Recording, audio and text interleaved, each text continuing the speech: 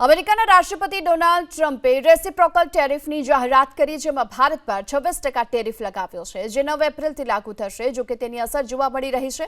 સોના અને ચાંદીના ભાવમાં ઉછાળો આવ્યો. અમદાવાદમાં સોનાનો ભાવ 95,790 રૂપિયા પર પહોંચ્યો છે.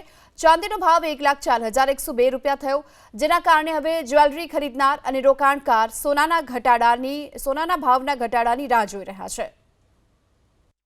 છેલ્લા ઘણા સમયથી યુએસ ઇકોનોમીમાં જે ફેરફાર લાવવાની પ્રક્રિયા ચાલી રહી છે, જેમ કે અલગ અલગ દેશોમાં ટેરિફને અલગ અલગ પર્સન્ટેજથી લાદવી અને એ પ્રમાણે એ નવા બિઝનેસ સેટઅપ કરવા, અત્યારે આ બીકના હિસાબે અને આંતરરાષ્ટ્રીય અસમંજસો જે ઊભી થવા જઈ રહી છે, થઈ ગઈ છે, એના હિસાબે આ ગોલ્ડ અને સિલ્વરના રેટમાં આ અચાનકના આ વધારા આપણને થ્રેટ રૂપી જોવા મળી રહ્યા છે. એટલે હવે આ ટેરિફની અસરો અને દરેક દેશો અને વિશ્વ ફાઇનાન્સ બજાર કેવી રીતે આને લે છે, એ હવે આગામી દિવસોમાં જ જોવા મળશે.